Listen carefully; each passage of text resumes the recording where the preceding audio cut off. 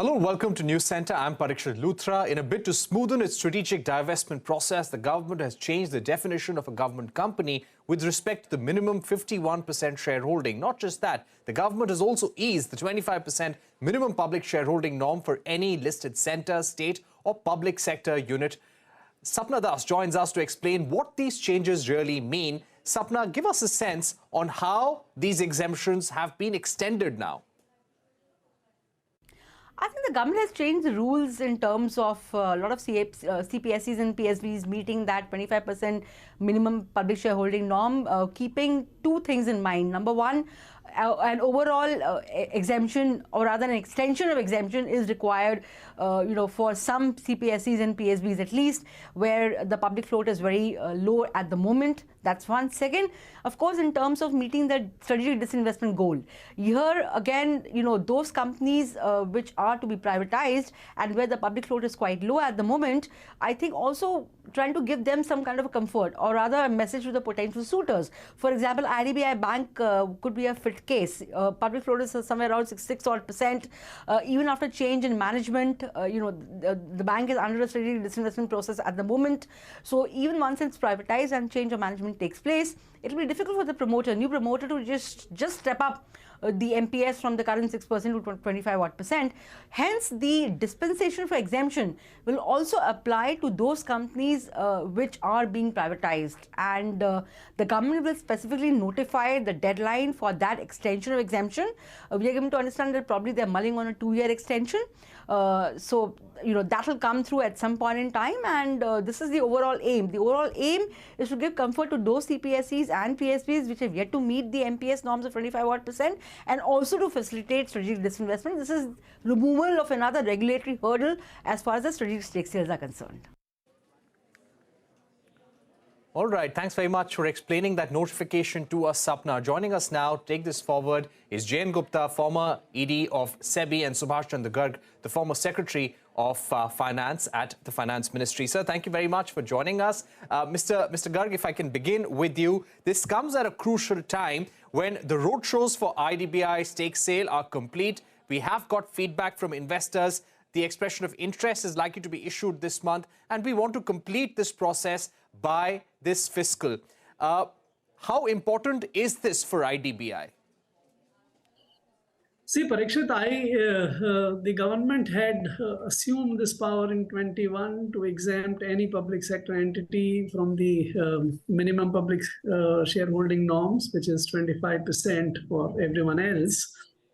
Now, what they have done is that they have sort of expanded the scope of this power by also empowering the government to exempt any entity which is not a public sector entity, so to say, but where the government, central government, state government, or the public sector entities together hold more than 50% of the shareholding or have control.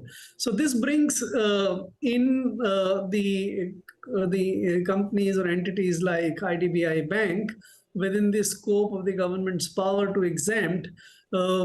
And interestingly, the government has also additionally made a provision in the notification that if you grant such an exemption for a specified period, then that exemption will carry even if the entity is privatized.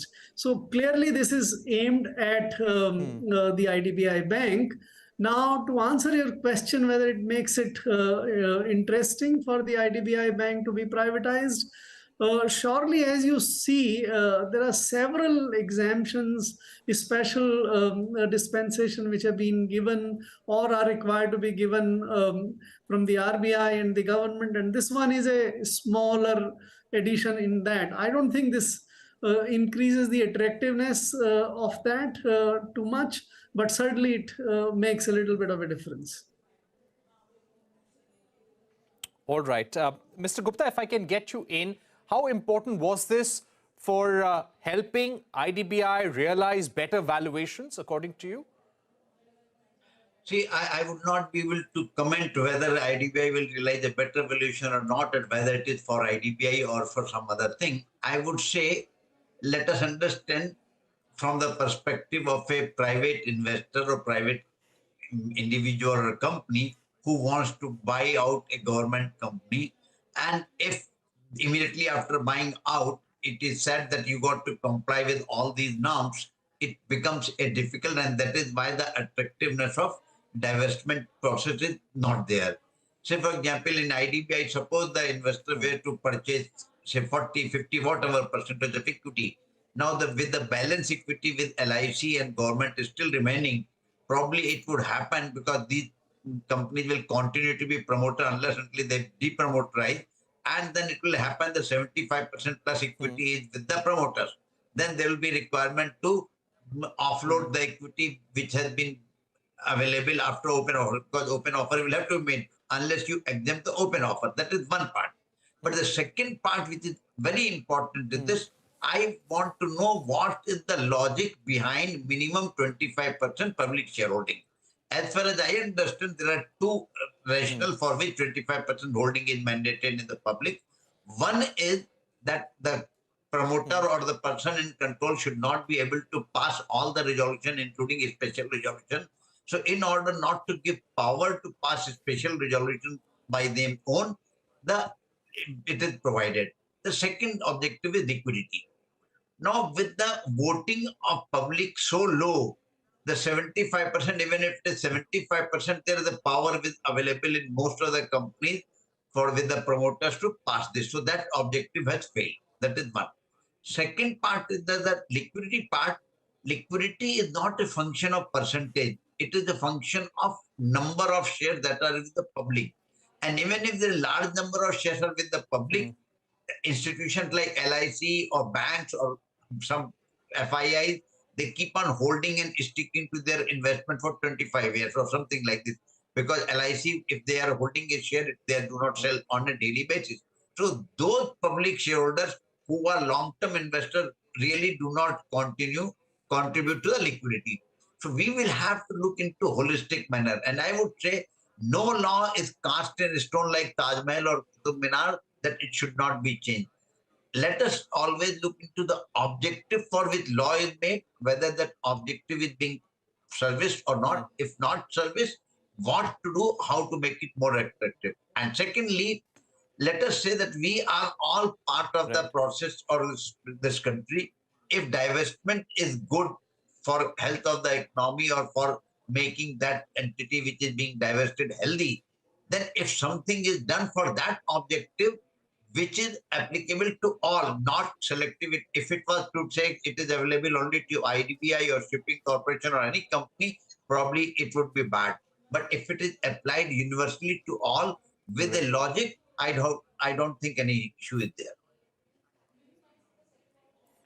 Right. Mr. Garg, to get you back in, do you feel this will help the government in its privatization drive, in divesting stake in other companies, in other public sector banks as well? See, the privatization requires government to shed more than 50% shareholding. But we have not been doing privatization. We've been doing more of the disinvestment by small stake shares, like we did it for the LIC. There also these exemptions have been taken, but LIC was a PSU, so the notification allowed the government to do it straight away. The real effect of today's notification is only to bring in within the scope those entities which are not government companies or which are not PSUs. That is and if you look at what these companies are, from the disinvestment perspective, there are very few, IDBI being the one. You can have some of these entities which are owned by the PSUs, like the steel, in the steel sector, there are some companies. So that is, it's very difficult to say that there is any causative or direct relationship between the disinvestment effort and this exemption. I find this is because public shareholding is a public good kind of notion that in companies the public should hold more of the shares. That is why the government brought it in 2010, these requirements of minimum public shareholdings. At that time, for the public sector companies, the requirement was only 10%. It was raised to 25% in 2014 by the same government, thinking that the public shareholding, more and more of it, at least 25%, is a good idea. Now, if you have not been able to get the public sector entities to offload 25% to the public, whether it is banks or others, then that objective is in a way defeated. Now, to make the disinvestment of the IDBI possible, you make this kind of numerous exemptions and special dispensations, I said. So I don't think it is going to improve the disinvestment attractiveness in general. It may facilitate a specific entity's disinvestment or privatization, but not in general. Right. Mr. Gupta, if I can get you in the absence of this exemption, IDBI Bank, after the strategic investment, would have to comply with the public shareholding norm of 25% within 3 years of being listed. Now, the exemption time period is not mentioned in this latest notification, but according to some reports, it could be an additional 2 years, a total of 5 years that could be granted. What is your view on how long this exemption period could be? See, I tell you, the issue is very simply that we do not know what would be the situation on the ground when things happen. Now, when you have an institution like a bank, when it changes from a public sector color to a private sector, it takes a lot of time to get into a shape. Because when the private sector entity comes, then it has to work to get the faith of the depositors and all the things, because immediately what will happen, the IDBI, at present the depositors are there because they think it is a government bank. Now when you privatize, that notion will change. So this bank will have to do a lot of work to stabilize. So I would say, because if you look at the Reserve Bank guidelines permit a banker, a company to start a bank or individual to start a bank and dilute in the period of 10, 15, 20 years, whatever it may be, I don't remember the thing. So that is the time where it says that you are in a position to stabilize the bank and make your bank acceptable and successful. What happens if today you privatize this IDBI or any other institution and you say that you further dilute? By the time you have not been able to create a position for yourself in the market, neither the valuation will be there, nor there will be buyers. So what will happen? It will be some sort of a forced sale. So that right at the beginning, if I have to say that I will have to buy this bank and then dilute within 3 years or 5 years, probably I will not be willing, because I do not know how much time I will take to realize the value which I am looking. So these are the things which I and you cannot decide in TV studio. These are the hard numbers which people will have to work. So I would say the flexibility must be there. And this is what government has done. And again, I would say it should not be to a specific case. If a thing has been done with a rationale, it must apply to all companies, not to one company. And I again quote that 25%, suppose the market cap is 100 crore, 25% is 25 crore. But a market cap is 5 lakh crore, 25% is 1,25,000 crore. So there is a difference. So one doesn't have to look into the percentage alone. You got to look into the absolute number as well. Right. Mr. Garg, From your experience in the finance ministry, give us the thinking within the government. There have been a lot of deliberations with investors, roadshows have happened. And as Mr. Gupta is saying, this should not be only for one particular case. We must apply this to all companies. What kind of precedent does this set when it comes to showing flexibility in such regulations? See, when this notification was, the regulation was amended in 2021, giving the government the power to exempt any public sector entity from the minimum public sector holding. The government brought in the flexibility for all the public sector entities in any case. That is where the divestment takes place or the privatization takes place.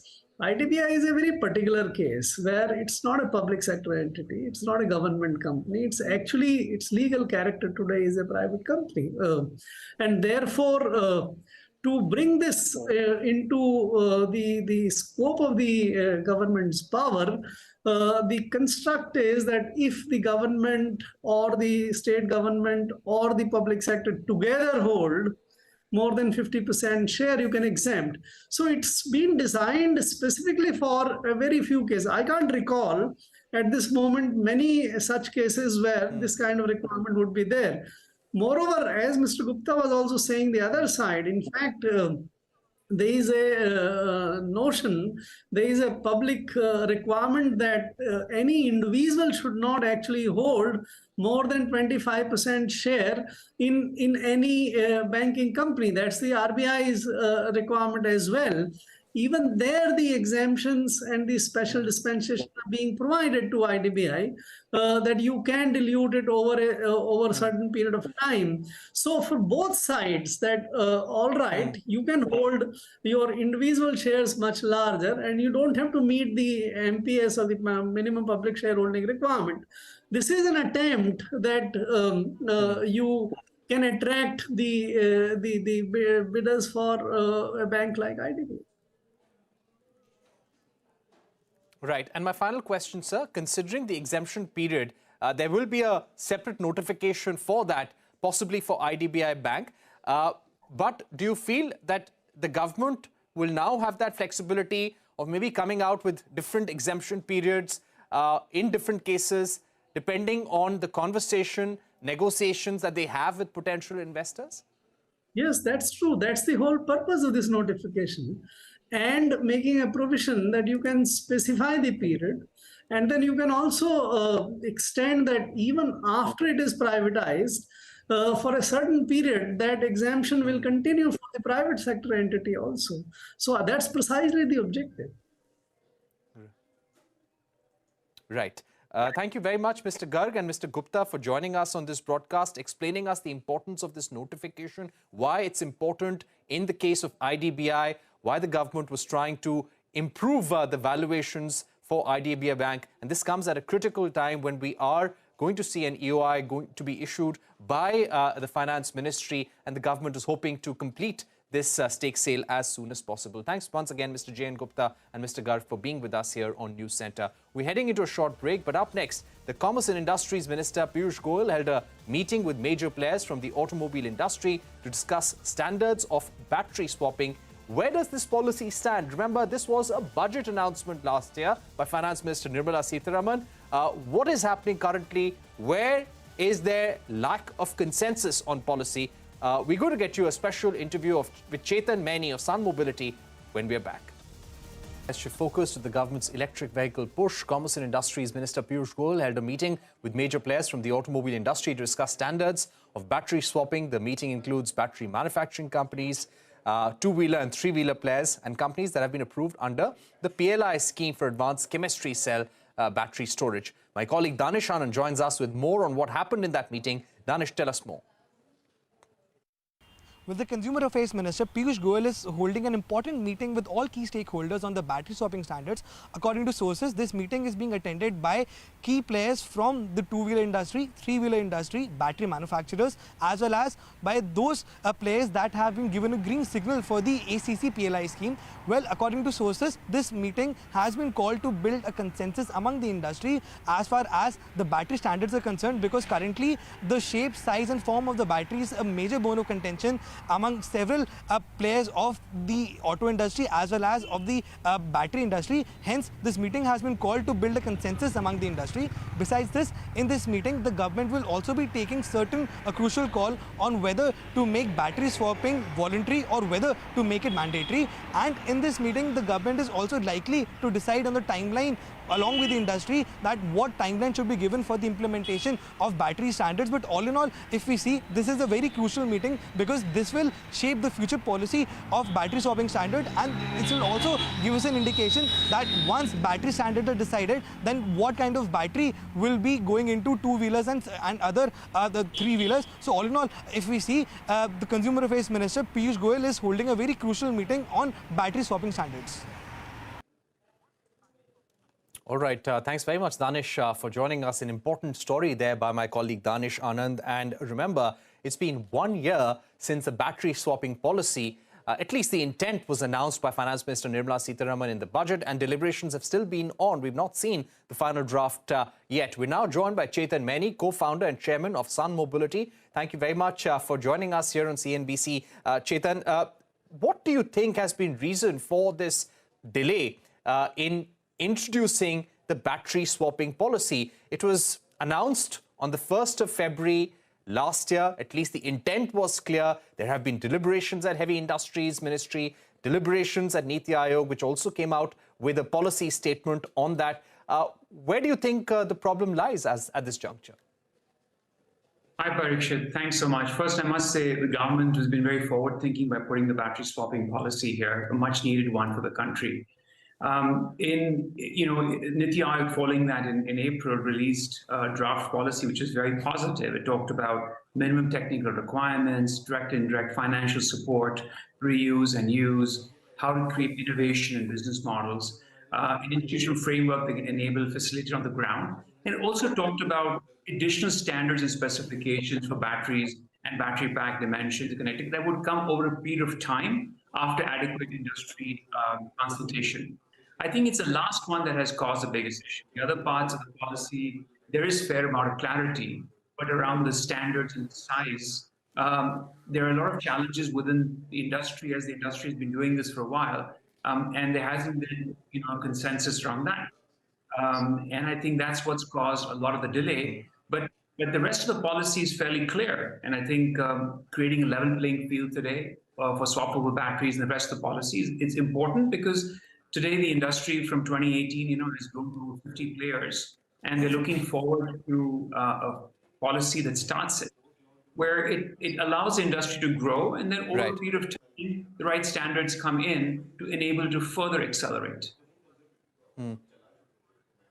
Right. Chetan, just to also ask you about the lack of consensus on standards and size.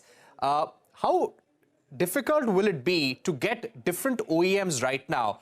And yes, right now, most of the established players in the market, the likes of Bajaj Auto, Hero MotoCorp, Ola Electric, Ather, they all have fixed batteries. So how difficult would it be to get everyone to comply to certain standards, size of the battery pack? Parikshit, you raised a very important point. I think that at this nascent stage of the industry, we have to look at 4 aspects. One, give consumers choices, right? There are different performance electric two-wheelers and three-wheelers. They're all the way from 250 watts to 6 kilowatts. They want small ranges and large ranges, and you can't have one silver bullet that meets all of them. That would limit consumers on this. So I think the key is for us to have multiple solutions available for the customers. It also enables innovation in these different spaces for what the customer would look at. And the other 2 challenges that the industry sees is around safety. It's already a challenge for one battery in one vehicle. If now this has to go into multiple vehicles and can come in urgently, how do we take care of the safety challenges where a lot of integration is required? And how do we cater in cases of issue of liability? So OEMs and the battery operators and the entire ecosystems believe let multiple solutions coexist, right? And over a period of time, these will come into, industry would converge to a set of standards that they feel appropriate. But in early days of innovation, we got to keep the customer, we got to keep safety and innovation on top. Right. Chetan, this also comes at a time when the EV industry is just taking off. Yes, we saw the EV industry crossing the 10 lakh registration mark at the end of December 2022. But at the same time, many companies would like to keep their supply chain confidential, where they're getting their battery packs from, their lithium-ion cells from. If the batteries were to become swappable, there would be very little difference when it comes to the heart of the scooter, in a sense. Do you get a sense that possibly in the first phase of this policy, if implemented, it would only be for maybe three-wheelers or public transport? No, I think it could fall for all form factors. I think the key is there'll be multiple swapping solutions coexisting, right? In some cases, someone would want higher range. They may have a different battery pack. The packaging may be easier in a three-wheeler versus under the seat of a two-wheeler. And so we're saying that these should coexist. Fixed batteries will coexist, swapping solutions coexist, and multiple swapping players will offer multiple solutions which are tested with the OEMs, and the OEM and the swapping players come out together with a solution. So it's tested by ARAI, it's integrated correctly, it looks at all the safety things, and then when a customer walks in the showroom, they can say, hey, you can get a swappable battery A, which gives you this performance, or you can take swappable battery B that gives you, Y performance. And therefore, it's not about one size, it's about offering consumers multiple options where they can understand the performance of the vehicle, they can understand the network, they can understand the pricing. So this is what's important. It's about creating standards around safety and performance where the consumer knows what choices he's making, and let them make different choices and have the different options available for them. So it's applicable for all forms of, of course, shared mobility, but it would move on to personal mobility too. All right. Thank you very much, Chetan Maini, for joining us, giving us your view on the way forward for the battery swapping policy. But clearly, the attempt of today's meeting that was held with Piyush Goyal, the Commerce and Industries Minister, was to build consensus around standards and the size of the battery. As Chetan said, that is where the challenge lies when it comes to consensus in the industry. With that, it's a wrap on this edition of News Centre. Don't go anywhere. News continues on CNBC-TV18.